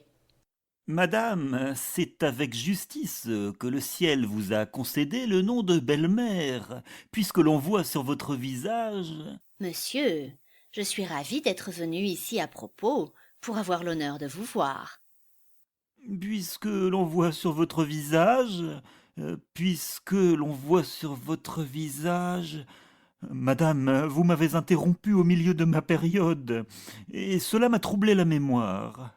Thomas, réservez cela pour une autre fois. Oh, je voudrais, mamie, que vous eussiez été ici tantôt. Ah, madame, vous avez bien perdu de n'avoir point été au second père, à la statue de même nom et à la fleur nommée héliotrope. Allons, ma fille, touchez dans la main de monsieur et lui donnez votre foi comme à un mari. Mon père, Eh bien, mon père, qu'est-ce que cela veut dire? De grâce, ne précipitez pas les choses. Donnez-nous au moins le temps de nous connaître et de voir naître en nous l'un pour l'autre cette inclination si nécessaire à composer une union parfaite.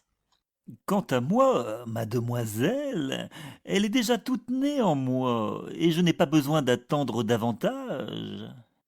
Si vous êtes si prompte, monsieur, il n'en est pas même de moi.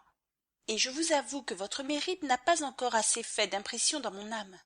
Oh, bien, bien.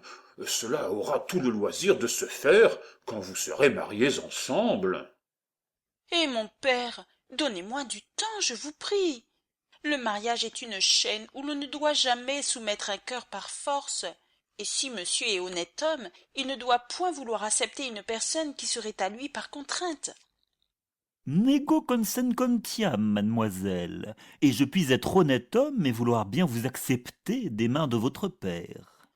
C'est un méchant moyen de se faire aimer de quelqu'un que de lui faire violence. Nous lisons des anciens, mademoiselle, que leur coutume était d'enlever par force de la maison des pères les filles qu'on menait mariées, afin qu'il ne semblât pas que ce fût de leur consentement qu'elles convolaient dans les bras d'un homme. Les anciens, monsieur, sont les anciens, et nous sommes les gens de maintenant. Les grimaces ne sont point nécessaires dans notre siècle, et quand un mariage nous plaît, nous savons fort bien y aller sans qu'on nous y traîne. Donnez-vous patience, et si vous m'aimez, monsieur, vous devez vouloir tout ce que je veux. Oui, mademoiselle, jusqu'aux intérêts de mon amour exclusivement. Mais la grande marque d'amour, c'est d'être soumise aux volontés de celle qu'on aime. Distinguo, mademoiselle. Dans ce qui ne regarde point sa possession, concedo, mais dans ce qui la regarde, nego. Vous avez beau raisonner, monsieur est frais et moulu du collège, et il vous donnera toujours votre reste. Pourquoi tant résister et refuser la gloire d'être attaché au corps de la faculté? Elle a peut-être quelque inclination en tête. Si j'en avais, madame, elle serait telle que la raison et l'honnêteté pourraient me le permettre. Ouais, je joue ici un plaisant personnage. Si j'étais que de vous, mon fils, je ne la forcerais point de se marier. Et je sais bien ce que je ferais. Oh, je sais, madame, ce que vous voulez dire, et les bontés que vous avez pour moi, mais peut-être que vos conseils ne seront pas assez heureux pour être exécutés. C'est que les filles bien sages et bien honnêtes, comme vous, se moquent d'être obéissantes et soumises aux volontés de leur père. Cela était bon autrefois. Le devoir d'une fille a des bornes, madame, et la raison et les lois ne l'étendent point à toutes sortes de choses. C'est-à-dire que vos pensées ne sont que pour le mariage, mais vous voulez choisir un époux à votre fantaisie. Si mon père ne veut pas me donner un mari qui me plaise, je le conjurerai au moins de ne me point forcer à en épouser un que je ne puisse pas aimer. Monsieur, je vous demande pardon de tout ceci. Chacun a son but en se mariant. Pour moi qui ne veux un mari que pour l'aimer véritablement et qui prétends en faire tout l'attachement de ma vie, je vous avoue que j'y cherche quelques précautions. Il y en a d'autres qui prennent des maris seulement pour se tirer de la contrainte de leurs parents et se mettre en état de faire tout ce qu'elles voudront. Il y en a d'autres, madame, qui font du mariage un commerce de pur intérêt, qui ne se marient que pour gagner des douaires, que pour s'enrichir par la mort de ceux qu'elles épousent, et courent sans scrupule de mari en mari, pour s'approprier leurs dépouilles. Ces personnes-là, à la vérité, n'y cherchent pas tant de façons, et regardent peu à la personne. Je vous trouve aujourd'hui bien raisonnante, et je voudrais bien savoir ce que vous voulez dire par là. Moi, madame, que voudrais-je dire que ce que je dis? Vous êtes si sotte, mamie, qu'on ne saurait plus vous souffrir. Vous voudriez bien, madame, m'obliger à vous répondre quelque impertinence, mais je vous avertis que vous n'aurez pas cet avantage. Ah! Il n'est rien d'égal à votre insolence. Non, madame, vous avez beau dire. Et vous avez un ridicule orgueil, une impertinente présomption qui fait hausser les épaules à tout le monde. Tout cela, madame, ne servira de rien. Je serai sage en dépit de vous, et pour vous ôter l'espérance de pouvoir réussir dans ce que vous voulez, je vais m'ôter de votre vue. Écoute, il n'y a point de milieu à cela. Choisis d'épouser dans 4 jours ou monsieur ou un couvent. Abéline. Ne vous mettez pas en peine, je l'arrangerai bien. Je suis fâchée de vous quitter, mon fils, mais j'ai une affaire en ville dont je ne puis me dispenser. Je reviendrai bientôt. Allez, m'amour, et passez chez votre notaire afin qu'il expédie ce que vous savez. Adieu, mon petit ami. Adieu, mamie. Ah, voilà une femme qui m'aime. Cela n'est pas croyable. Nous allons, monsieur, prendre congé de vous. Je vous prie, monsieur, de me dire un peu comment je suis. Monsieur Diafoirus lui tâte le pouls. Allons, Thomas, prenez l'autre bras de monsieur, pour voir si vous saurez porter un bon jugement de son pouls. Quid dicis? Dico que le pouls de monsieur est le pouls d'un homme qui ne se porte point bien. Bon. Qu'il est duriuscule, pour ne pas dire dur. Fort bien. Repoussant, Bene. et même un peu caprisant. Optime. Ce qui marque une intempérie dans le parenchyme splénique, c'est-à-dire la rate. Fort bien. Non, monsieur Purgon dit que c'est mon foie qui est malade. Eh oui, qui dit parenchyme, dit l'un et l'autre. À cause de l'étroite sympathie qu'ils ont ensemble, par le moyen du va brevet, du pyloré, et souvent des mea colidoc. Il vous ordonne sans doute de manger force rôti. Non, rien que du bouilli. Eh oui, rôti, bouilli, même chose. Il vous ordonne fort prudemment, et vous ne pouvez être entre de meilleures mains. Monsieur, combien est-ce qu'il faut mettre de grains de sel dans un œuf? 6, 8, 10, par les nombres pairs, comme dans les médicaments par les nombres impairs. Jusqu'au revoir, monsieur. Je viens, mon fils, avant que de sortir, vous donner avis d'une chose à laquelle il faut que vous preniez garde. En passant par devant la chambre d'Angélique, j'ai vu un jeune homme avec elle qui s'est sauvé d'abord qu'il m'a vu. Un jeune homme avec ma fille? Oui, votre petite fille Louison était avec eux, qui pourra vous en dire des nouvelles. Envoyez-la ici, m'amour, envoyez-la ici. L'effronter, je ne m'étonne plus de sa résistance. Qu'est-ce que vous voulez, mon papa? Ma belle-maman m'a dit que vous me demandez. Oui, venez ça, avancez là. Tournez-vous, levez les yeux, regardez-moi. Et Quoi, mon papa? là, Quoi? vous n'avez rien à me dire? Je vous dirai, si vous voulez, pour vous désennuyer, le conte de Podam ou bien la fable du corbeau et du renard qu'on m'a apprise depuis peu. Ce n'est pas là ce que je demande. Quoi donc? Ah, rusé, vous savez bien ce que je veux dire. Pardonnez-moi, mon papa. Est-ce là comme vous m'obéissez? Quoi? Ne vous ai-je pas recommandé de me venir dire d'abord tout ce que vous voyez? Oui, mon papa. L'avez-vous fait? Oui, mon papa, je suis venu dire tout ce que j'ai vu. Et n'avez-vous rien vu aujourd'hui? Non, mon papa. Non? Non, mon papa. Assurément? Assurément. Oh ça, je m'en vais vous faire voir quelque chose, moi. Il va prendre une poignée de verges. Ah, petite masque, vous ne me dites pas que vous avez vu un homme dans la chambre de votre sœur. Mon papa! Voici qui vous apprendra à mentir.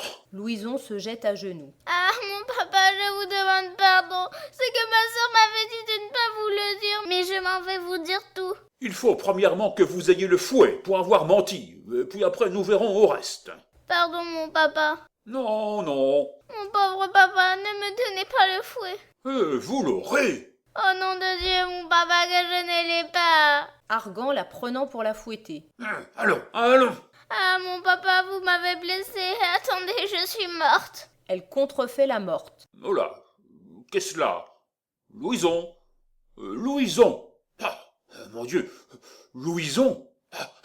Ma fille, malheureux, ma pauvre fille est morte. Qu'ai-je fait, misérable? Ah, chienne de verge, la peste soit des verges. Oh, ma pauvre fille, ma pauvre petite Louison. Là, mon papa, ne pleurez point tant, je ne suis pas morte tout à fait. Voyez-vous la petite rusée. Oh, ça. Je vous pardonne pour cette fois, pourvu que vous me disiez bien tout. Ah oui, mon papa. Prenez-y garde au moins, car voilà un petit doigt qui sait tout et qui me dira si vous mentez. Mais mon papa, ne dites pas à ma soeur que je vous l'ai dit. Non. C'est mon papa qu'il est venu un homme dans la chambre de ma soeur comme j'y étais. Eh bien, Je lui ai demandé ce qu'il demandait et il m'a dit qu'il était son maître à chanter. Voilà l'affaire. Eh bien, Ma soeur est venue après. eh bien, Elle lui a dit « Sortez, sortez, sortez, mon Dieu, sortez, vous me mettez au désespoir. eh bien, » Et lui, il ne voulait pas sortir. qu'est-ce qu'il lui disait? Il lui disait je ne sais combien de choses. Et quoi encore? Il lui disait tout ci, tout ça, qu'il aimait bien et qu'elle était la plus belle du monde. Et puis après? Et puis après, il se mettait à genoux devant elle. Et puis après? Et puis après, il lui baisait les mains. Et puis après? Et puis après, ma belle-maman est venue à la porte et il s'est enfui. Il n'y a point autre chose. Non, mon papa. Voilà mon petit doigt pourtant qui gronde quelque chose. Attendez, et... oui, oh. Voilà mon petit doigt qui me dit quelque chose que vous avez vu et que vous ne m'avez pas dit. Ah, mon papa, votre petit doigt est un menteur. Prenez garde. Non, mon papa, ne le croyez pas, il ment, je vous assure. Bien, nous verrons cela. Allez-vous-en, et prenez bien garde à tout. Allez. Il n'y a plus d'enfants. Ah, que d'affaires. Je n'ai pas seulement le loisir de songer à ma maladie. En vérité, je n'en puis plus. Il se remet dans sa chaise. Eh bien, mon frère, qu'est-ce? Comment vous portez-vous? Ah, mon frère, fort mal. Comment fort mal? Oui, je suis dans une faiblesse si grande que cela n'est pas croyable. Ah, voilà qui est fâcheux. Je n'ai pas seulement la force de pouvoir parler. J'étais venu ici, mon frère, vous proposer un parti pour ma nièce Angélique. Non, mon frère, ne me parlez point de cette coquine-là, c'est une friponne, une impertinente, une effrontée que je mettrai dans un couvent avant qu'il soit de jour. Ah, voilà qui est bien. Je suis bien aise que la force vous revienne un peu et que ma visite vous fasse du bien. Oh ça, nous parlerons d'affaires tantôt. Je vous amène ici un divertissement que j'ai rencontré, qui dissipera votre chagrin et vous rendra l'âme mieux disposée aux choses que nous avons à dire. Ce sont des Égyptiens vêtus en maure qui font des danses mêlées de chansons où je suis sûr que vous prendrez plaisir, et cela vaudra bien une ordonnance de monsieur Purgon. Allons.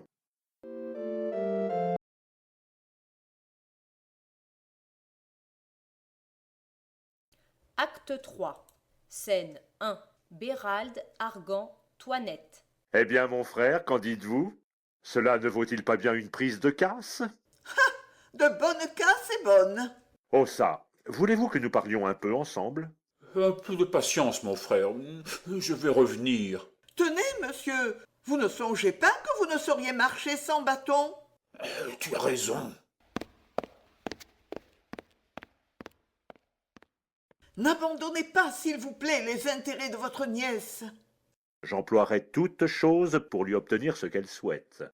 Il faut absolument empêcher ce mariage extravagant qu'il s'est mis dans la fantaisie.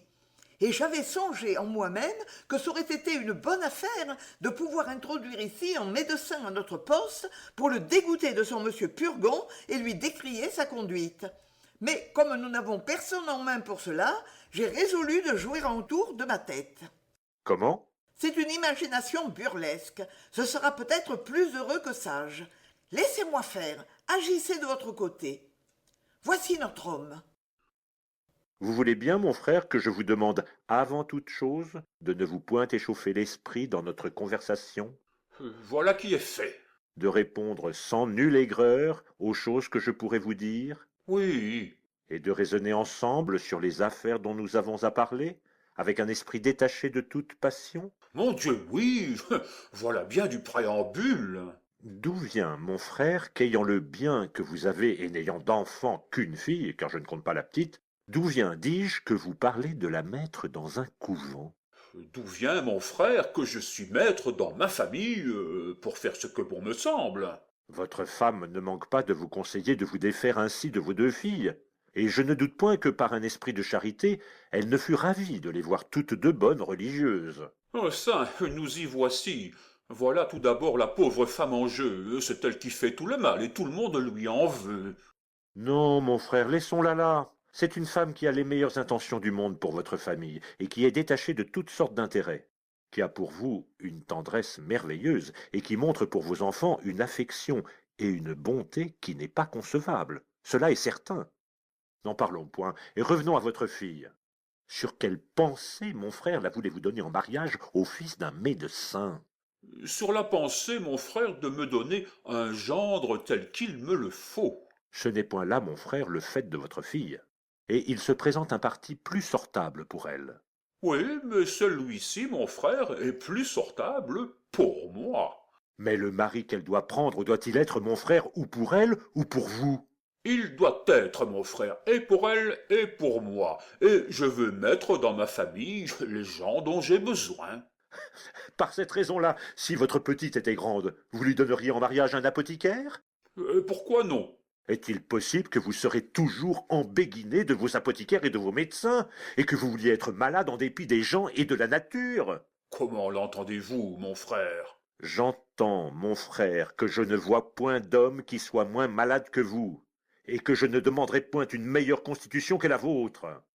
Une grande marque que vous vous portez bien, et que vous avez un corps parfaitement bien composé, c'est qu'avec tous les soins que vous avez pris, vous n'avez pu parvenir encore à gâter la bonté de votre tempérament, et que vous n'êtes point crevé de toutes les médecines qu'on vous a fait prendre. Mais savez-vous, mon frère, que c'est cela qui me conserve et que M. Purgon dit que je succomberais s'il était seulement 3 jours sans prendre soin de moi? Si vous n'y prenez pas garde, il prendra tant soin de vous qu'il vous enverra en l'autre monde. Mais raisonnons un peu, mon frère. Vous ne croyez donc point à la médecine? Non, mon frère, et je ne vois pas que pour son salut il soit nécessaire d'y croire. Quoi? Vous ne tenez pas véritable une chose établie par tout le monde et que tous les siècles ont révérée? Bien loin de la tenir véritable, je la trouve, entre nous, une des plus grandes folies qui soit parmi les hommes. Et à regarder les choses en philosophe, je ne vois point une plus plaisante momerie, je ne vois rien de plus ridicule qu'un homme qui se veut mêler d'en guérir un autre. Pourquoi ne voulez-vous pas, mon frère, qu'un homme en puisse guérir un autre? Par la raison, mon frère, que les ressorts de notre machine sont des mystères jusqu'ici où les hommes ne voient goutte, et que la nature nous a mis au-devant des yeux des voiles trop épais pour y connaître quelque chose. Les médecins ne savent donc rien à votre compte. C'est fait, mon frère. Ils savent la plupart de fort belles humanités, savent parler en beau latin, savent nommer en grec toutes les maladies, les définir et les diviser. Mais pour ce qui est de les guérir, c'est ce qu'ils ne savent pas du tout. Mais toujours faut-il demeurer d'accord que, sur cette matière, les médecins en savent plus que les autres. Ils savent, mon frère, ce que je vous ai dit, qui ne guérit pas de grand-chose, et toute l'excellence de leur art consiste en un pompeux galimatia, en un spécieux babil, qui vous donne des mots pour des raisons et des promesses pour des effets. Mais enfin, mon frère, il y a des gens aussi sages et aussi habiles que vous, et nous voyons que, dans la maladie, tout le monde a recours aux médecins. C'est une marque de la faiblesse humaine, et non pas de la vérité de leur art. Mais il faut bien que les médecins croient leur art véritable, puisqu'ils s'en servent pour eux-mêmes. C'est qu'il y en a parmi eux qui sont eux-mêmes dans l'erreur populaire dont ils profitent, et d'autres qui en profitent sans y être. Votre monsieur Purgon, par exemple, n'y sait point de finesse, c'est un homme tout médecin, depuis la tête jusqu'aux pieds. Un homme qui croit à ces règles plus qu'à toutes les démonstrations des mathématiques, et qui croirait du crime à les vouloir examiner.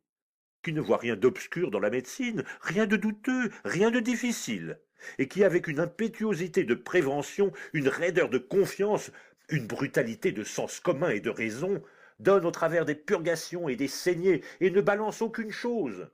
Il ne lui faut point vouloir mal de tout ce qu'il pourra vous faire, c'est de la meilleure foi du monde qu'il vous expédiera.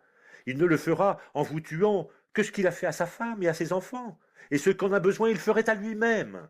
C'est que vous avez, mon frère, une dent de lait contre lui. Mais enfin, venons au fait. Que faire donc quand on est malade? Rien, mon frère, Rien. rien. Il ne faut que demeurer en repos. La nature d'elle-même, quand nous la laissons faire, se tire doucement du désordre où elle est tombée. C'est notre inquiétude, c'est notre impatience qui gâte tout. Et presque tous les hommes meurent de leur remède et non pas de leur maladie. Mais il faut demeurer d'accord, mon frère, qu'on peut aider cette nature par de certaines choses. Mon Dieu, mon frère, ce sont de pures idées dont nous aimons à nous repaître. Et de tout temps, il s'est glissé parmi les hommes de belles imaginations que nous venons à croire, parce qu'elles nous flattent et qu'il serait à souhaiter qu'elles fussent véritables.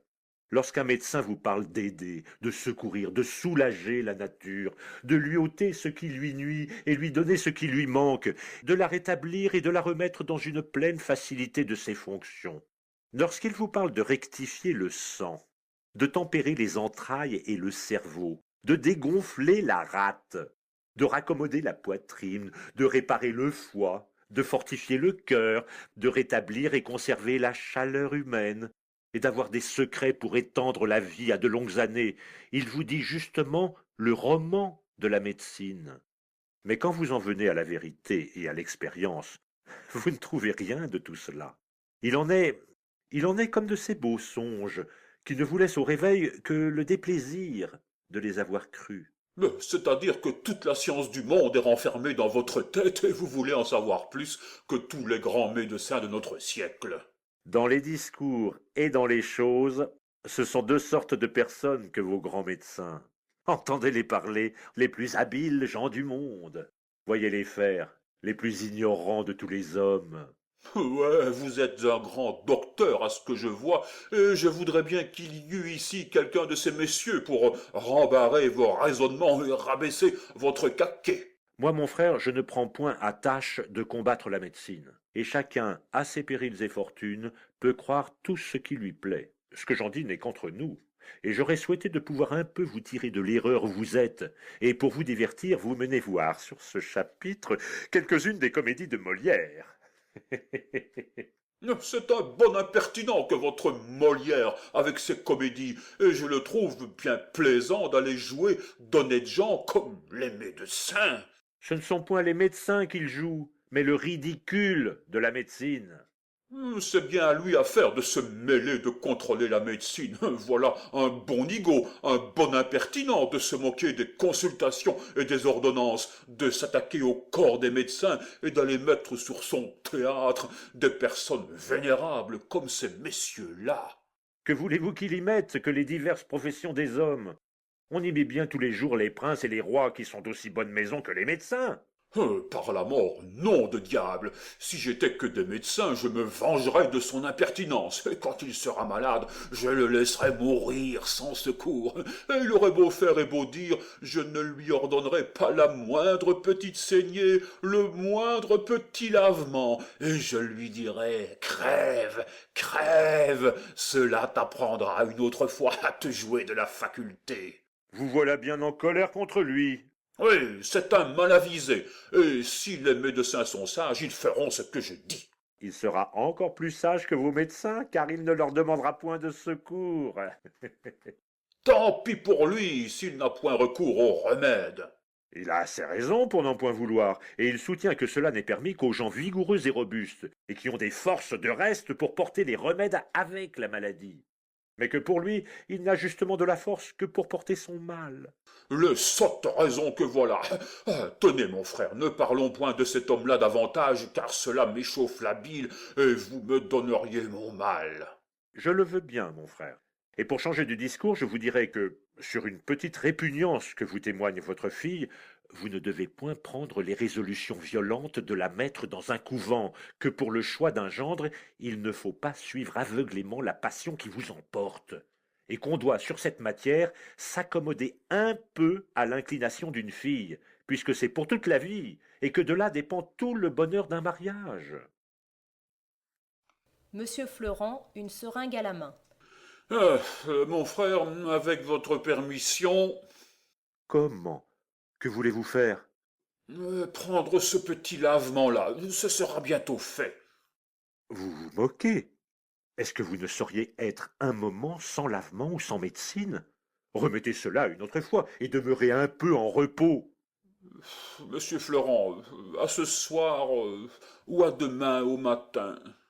De quoi vous mêlez-vous de vous opposer aux ordonnances de la médecine et d'empêcher monsieur de prendre mon clistère?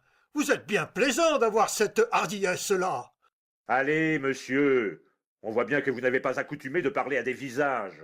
On ne doit point ainsi se jouer des remèdes et me faire perdre mon temps. Je ne suis venu ici que sur une bonne ordonnance, et je vais dire à monsieur Purgon comme on m'a empêché d'exécuter ses ordres et de faire ma fonction. Vous verrez. Vous verrez.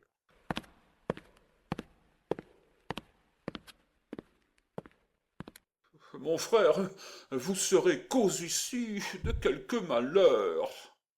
Le grand malheur de ne pas prendre un lavement que monsieur Purgon a ordonné.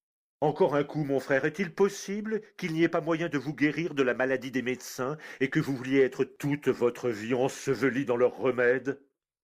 Mon Dieu, mon frère, vous en parlez comme un homme qui se porte bien, mais si vous étiez à ma place, vous changeriez bien de langage. Il est aisé de parler contre la médecine quand on est en pleine santé. Mais quel mal avez-vous? Vous me feriez enrager. Oh, je voudrais que vous lussiez mon mal pour voir si vous jaseriez tant.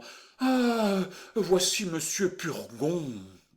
Je viens d'apprendre là-bas, à la porte, de jolies nouvelles, qu'on se moque ici de mes ordonnances, et qu'on a fait refus de prendre le remède que j'avais prescrit.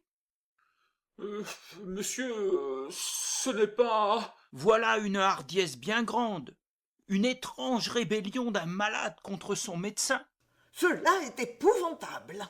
Un clistère que j'avais pris plaisir à composer moi-même. Ce n'est pas moi. Inventé et formé dans toutes les règles de l'art. Il a tort. Et qui devait faire dans les entrailles un effet merveilleux. Mon frère. Le renvoyer avec mépris. C'est Louis. C'est une action exorbitante. Cela est vrai. Un attentat énorme contre la médecine. Il est cause. Un crime de lèse-faculté qui ne se peut assez punir. Vous avez raison. Je vous déclare que je romps commerce avec vous. C'est mon frère. Que je ne veux plus d'alliance avec vous. Vous ferez bien. Et que, pour finir notre liaison avec vous, voilà la donation que je faisais à mon neveu en faveur du mariage.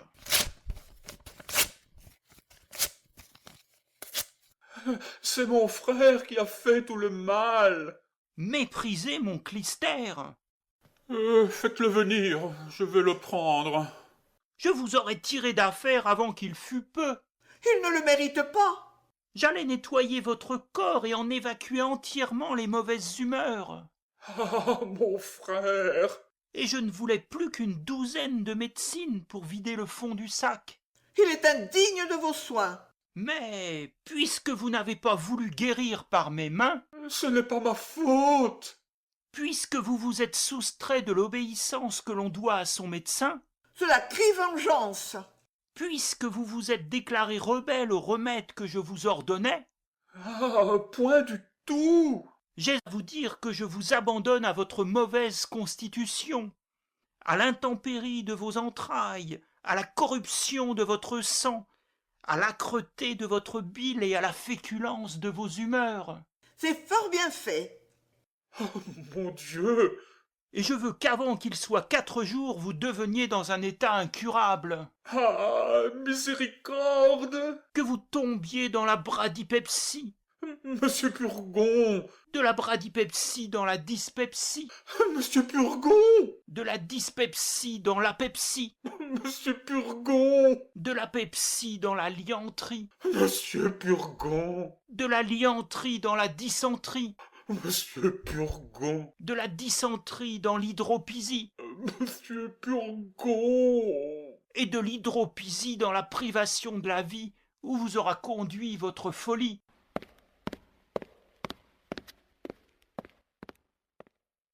Ah, mon Dieu, je suis mort.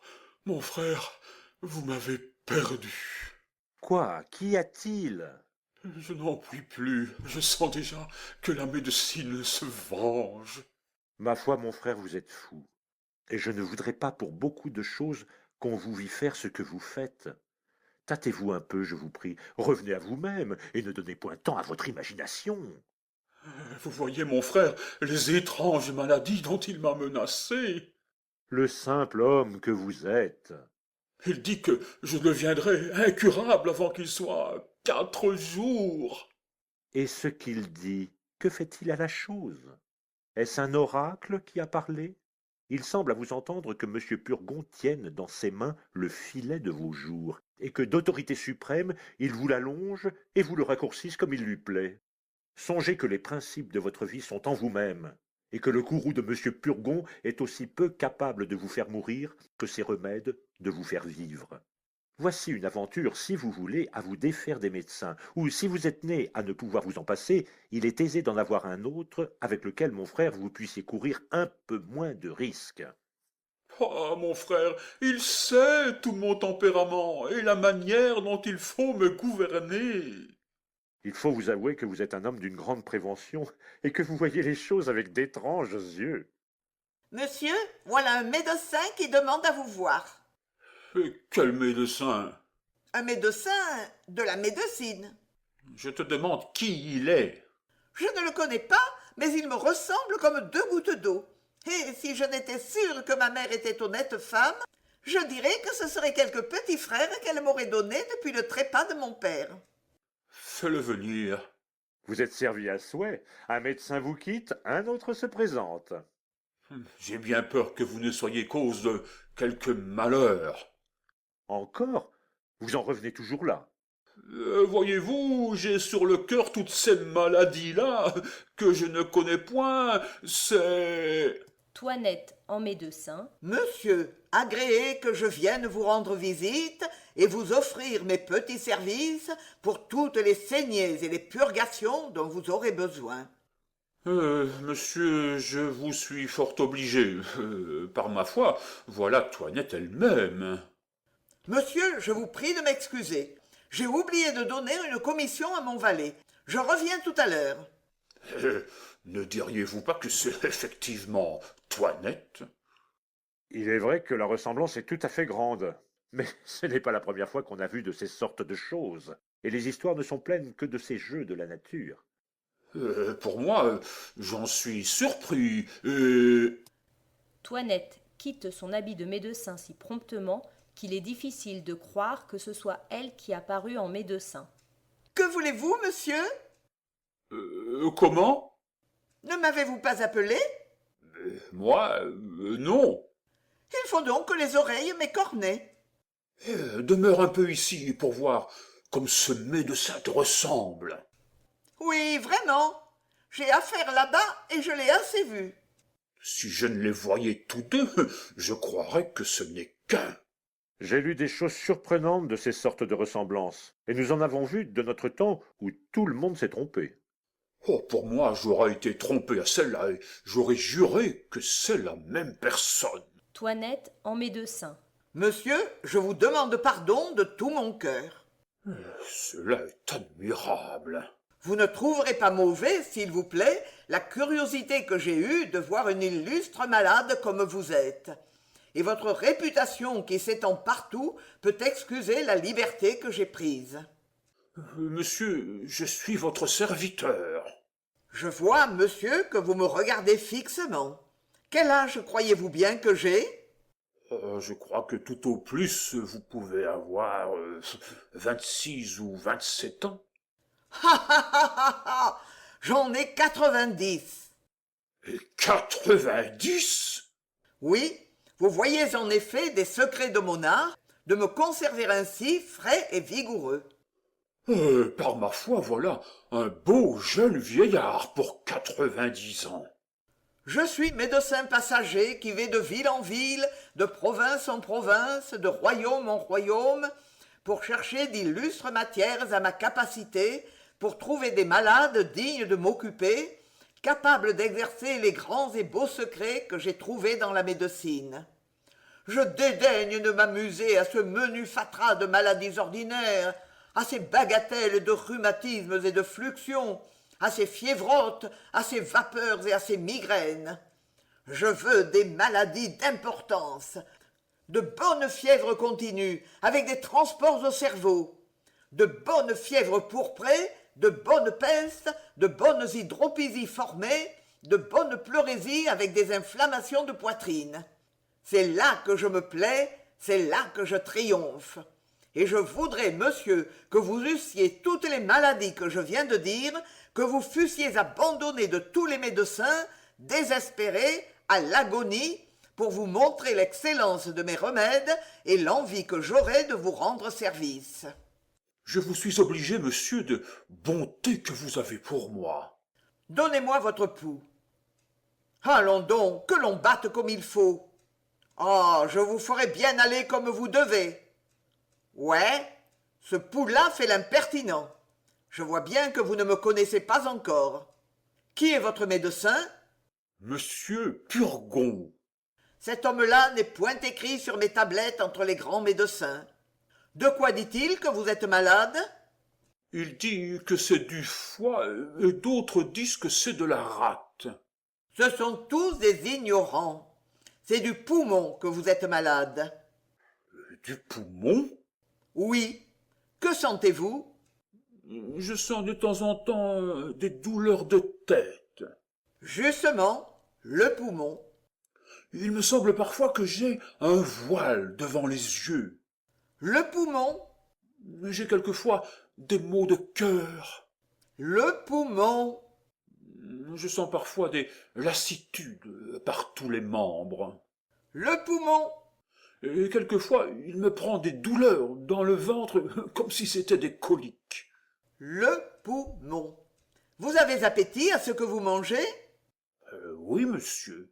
Le poumon. Vous aimez à boire un peu de vin? Oui, monsieur.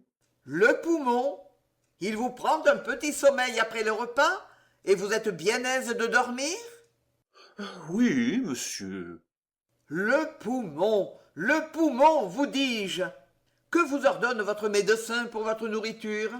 Il m'ordonne du potage. Ignorant! De la volaille. Ignorant! Du veau. Ignorant! Des bouillons. Ignorant! Des œufs frais. Ignorant! Et le soir de petits pruneaux pour lâcher le ventre. Ignorant! Et surtout de boire mon vin fort trempé. Ignorantus, ignoranta, ignorantum. Il faut boire votre vin pur, et pour épaissir votre sang qui est trop subtil, il faut manger de bons gros bœufs, de bons gros porcs, de bons fromages de Hollande, du gruau et du riz, et des marrons et des oublis pour coller et conglutiner. Votre médecin est une bête. Je veux vous en envoyer un de ma main, et je viendrai vous voir de temps en temps, tandis que je serai en cette ville. Vous m'obligerez beaucoup. Que diantre faites-vous de ce bras-là? Comment? Voilà un bras que je me ferais couper tout à l'heure si j'étais que de vous. Pourquoi? Ne voyez-vous pas qu'il tire à soi toute la nourriture et qu'il empêche ce côté-là de profiter? Oui, mais j'ai besoin de mon bras. Vous avez là aussi un œil droit que je me ferais crever si j'étais à votre place. Crever un œil? Ne voyez-vous pas qu'il incommode l'autre et lui dérobe sa nourriture? Croyez-moi, faites-vous le crever au plus tôt. Vous en verrez plus clair de l'œil gauche. Cela n'est pas pressé. Adieu, je suis fâché de vous quitter si tôt. Mais il faut que je me trouve à une grande consultation qui doit se faire pour un homme qui mourut hier. Pour un homme qui mourut hier? Oui, pour aviser et voir ce qu'il aurait fallu lui faire pour le guérir. Jusqu'au revoir. Vous savez que les malades ne reconduisent point.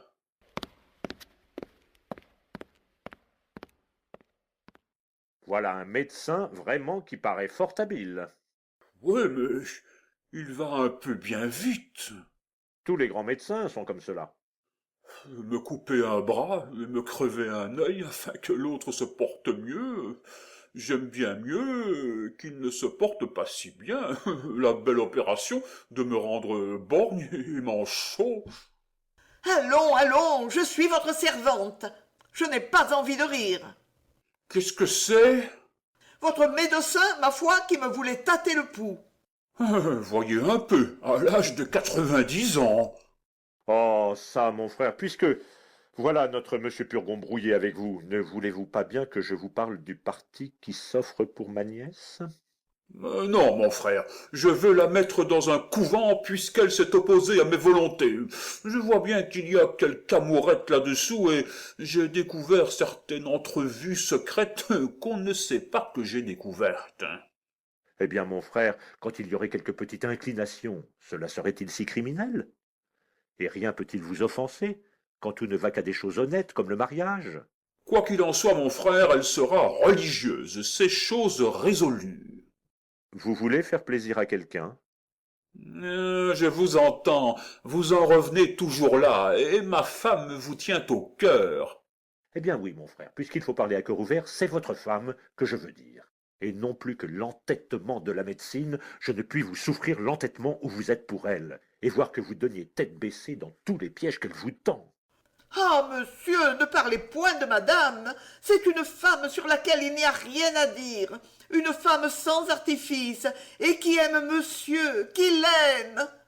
On ne peut pas dire cela. Demandez-lui un peu les caresses qu'elle me fait. Cela est vrai. L'inquiétude que lui donne ma maladie. Assurément. Et les soins et les peines qu'elle prend autour de moi. Il est certain. À Béralde. Voulez-vous que je vous convainque et vous fasse voir tout à l'heure comme madame aime monsieur? À Argan. Monsieur souffrait que je lui montre son bec jaune et le tire d'erreur. Comment? Madame s'en va revenir. Mettez-vous tout étendu dans cette chaise et contrefaites le mort. Vous verrez la douleur où elle sera quand je lui dirai la nouvelle. Je le veux bien. Oui, mais ne la laissez pas longtemps dans le désespoir, car elle en pourrait bien mourir. Laisse-moi faire. Toinette à Béralde. Cachez-vous, vous, dans ce coin-là. N'y a-t-il point quelque danger à contrefaire le mort? Non, non, quel danger y aurait-il? Étendez-vous là seulement. Il y aura plaisir à confondre votre frère. Voici, madame, tenez-vous bien. Ah, mon Dieu! Ah, malheur! Quel étrange accident! Qu'est-ce, Toinette? Ah, madame! Qu'y a-t-il? Votre mari est mort. Ah, mon mari est mort? Hélas, oui. Le pauvre défunt est trépassé. Assurément. Assurément. Personne ne sait encore cet accident-là, et je me suis trouvée ici toute seule. Il vient de passer entre mes bras. Tenez, le voilà tout de son long dans cette chaise. Le ciel en soit loué. Me voilà délivrée d'un grand fardeau. Tu es sotte, Toinette, de t'affliger de cette mort. Je pensais, madame, qu'il fallut pleurer. Va, va, cela n'en vaut pas la peine. Quelle perte est-ce que la sienne? Et de quoi servit-il sur la terre? Un homme incommode à tout le monde? Malpropre, dégoûtant, sans cesse en lavement, ou une médecine dans le ventre, mouchant, toussant, crachant toujours, sans esprit, ennuyeux, de mauvaise humeur, fatiguant sans cesse les gens, et grondant jour et nuit servantes et valets. Voilà une belle oraison funèbre. Il faut, Toinette, que tu m'aides à exécuter mon dessein, et tu peux croire qu'en me servant, ta récompense est sûre. Puisque, par un bonheur, personne n'est encore averti de la chose, portons-le dans son lit, et tenons cette mort cachée jusqu'à ce que j'aie fait mon affaire. Il y a des papiers, il y a de l'argent dont je veux me saisir, et il n'est pas juste que j'ai passé sans fruit auprès de lui mes plus belles années. Viens, Toinette, prenons auparavant toutes ces clés. Argan se levant brusquement. Doucement. Béline, surprise et épouvantée. Oui, madame ma femme, c'est ainsi que vous m'aimez? Ah ah, le défunt n'est pas mort. Argan à Béline qui sort. Je suis bien aise de voir votre amitié et d'avoir entendu le beau panégyrique que vous avez fait de moi. Ah, voilà un avis au lecteur qui me rendra sage à l'avenir, et qui m'empêchera de faire bien des choses. Bérald, sortant de l'endroit où il s'est caché. Eh bien, mon frère, vous le voyez? Par ma foi, je n'aurais jamais cru cela. Mais j'entends votre fille. Remettez-vous comme vous étiez et voyons de quelle manière elle recevra votre mort. C'est une chose qu'il n'est pas mauvais d'éprouver. Et puisque vous êtes en train, vous connaîtrez par là les sentiments que votre famille a pour vous. Ô ciel! Ah, fâcheuse aventure! Malheureuse journée! Qu'as-tu, Toinette? Et de quoi pleures-tu? Hélas, j'ai de tristes nouvelles à vous donner. Et quoi? Votre père est mort. Père est mort, Toinette? Oui, vous le voyez là. Il vient de mourir tout à l'heure d'une faiblesse qui lui a pris. Oh ciel! Quelle infortune! Quelle atteinte cruelle! Hélas! Faut-il que je perde mon père, la seule chose qui me restait au monde? Et qu'encore pour un surcroît de désespoir, je le perde dans un moment où il était irrité contre moi? Que deviendrais-je malheureuse? Et quelle consolation trouver après une si grande perte? Qu'avez-vous donc, belle Angélique? Et quel malheur pleurez-vous? Hélas! Je pleure tout ce que dans la vie je pouvais perdre de plus cher et de plus précieux. Je pleure la mort de mon père. Oh ciel! Quel accident! Quel coup inopiné! Hélas! Après la demande que j'avais conjuré votre oncle de lui faire pour moi, je venais me présenter à lui, et tâcher par mes respects et par mes prières de disposer son cœur à vous accorder à mes vœux. Ah, Cléante, ne parlons plus de rien. Laissons là toutes les pensées du mariage. Après la perte de mon père, je ne veux plus être du monde, et j'y renonce pour jamais. Oui, mon père, si j'ai résisté tantôt à vos volontés, je veux suivre du moins une de vos intentions, et réparer par là le chagrin que je m'accuse de vous avoir donné. Souffrez, mon père, que je vous en donne ici ma parole, et que je vous embrasse pour vous témoigner mon ressentiment. Argan se lève. Ah, ma fille! Angélique, épouvantée. Viens, n'aie pas peur, je ne suis pas mort. Ah, va, tu es mon vrai sang, ma véritable fille. Je suis ravi d'avoir vu ton bon naturel. Oh, quelle surprise agréable! Mon père, puisque par un bonheur extrême, le ciel vous redonne à mes vœux, souffrez qu'ici je me jette à vos pieds pour vous supplier d'une chose. Si vous n'êtes pas favorable au penchant de mon cœur, si vous me refusez Cléante pour époux, je vous conjure au moins de ne me point forcer d'en épouser un autre. C'est toute la grâce que je vous demande. Cléante se met à genoux. Eh, monsieur, laissez-vous toucher à ses prières et aux miennes, et ne vous montrez point contraire aux mutuels empressements d'une si belle inclination. Mon frère, pouvez-vous tenir la contre? Monsieur, serez-vous insensible à tant d'amour? Qu'il se fasse médecin, je consens au mariage. Oui, faites-vous médecin, je vous donne ma fille. Très volontiers, monsieur. S'il ne tient qu'à cela pour être votre gendre, je me ferai médecin, apothicaire même, si vous voulez. Ce n'est pas une affaire que cela, et je ferai bien d'autres choses pour obtenir la belle Angélique. Mais mon frère, il me vient une pensée. Faites-vous médecin vous-même. La commodité sera encore plus grande d'avoir en vous tout ce qu'il vous faut. Cela est vrai. Voilà le vrai moyen de vous guérir bientôt. Et il n'y a point de maladie si osée que de se jouer à la personne d'un médecin. Je pense, mon frère, que vous vous moquez de moi. Est-ce que je suis en âge d'étudier? Bon, étudiez, vous êtes assez savant. Il y en a beaucoup parmi eux qui ne sont pas plus habiles que vous. Mais il faut savoir bien parler latin, connaître les maladies et les remèdes qu'il faut faire. En recevant la robe et le bonnet de médecin, vous apprendrez tout cela. Et vous serez après plus habile que vous ne voudrez. Quoi? L'on sait discourir sur les maladies quand on a cet habit-là? Oui, l'on n'a qu'à parler avec une robe et un bonnet, tout galimatia devient savant et toute sottise devient raison. Tenez, monsieur, quand il n'y aurait que votre barbe, c'est déjà beaucoup. Et la barbe fait plus de la moitié d'un médecin. En tout cas, je suis prêt à tout. Voulez-vous que l'affaire se fasse tout à l'heure? Comment? Tout à l'heure? Oui, et dans votre maison. Dans ma maison? Oui, je connais une faculté de mes amis qui viendra tout à l'heure en faire la cérémonie dans votre salle. Cela ne vous coûtera rien. Mais moi, que dire? Que répondre? On vous instruira en 2 mots et l'on vous donnera par écrit ce que vous devez dire. Allez-vous-en vous mettre en habit décent, je vais les envoyer quérir. Allons, voyons cela. Que voulez-vous dire?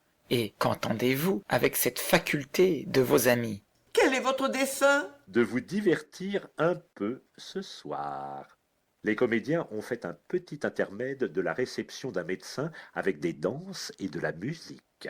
Je veux que nous en prenions ensemble le divertissement et que mon frère y fasse le premier personnage. Mais mon oncle, il me semble que vous vous jouez un peu beaucoup de mon père. Mais ma nièce, ce n'est pas tant le jouer que s'accommoder à ses fantaisies. Tout ceci n'est qu'entre nous. Nous y pouvons aussi prendre chacun un personnage et nous donner ainsi la comédie les uns aux autres. Le carnaval autorise cela. Allons vite préparer toutes choses. Y consentez-vous? Oui, puisque mon oncle nous conduit.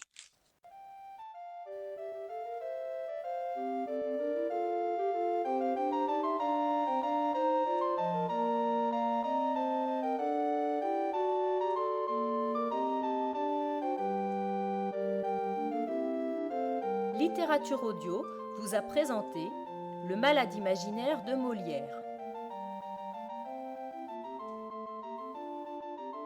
Donneurs de voix ayant participé à ce projet collectif par ordre de leur entrée en scène.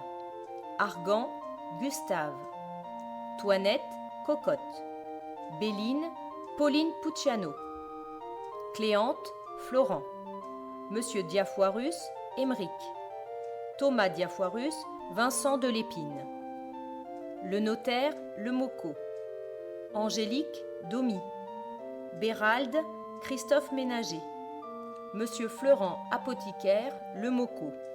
Monsieur Purgon, Haïcar. Avec l'aimable participation de Noémie dans le rôle de Louison et Isabelle qui a lu les didascalies.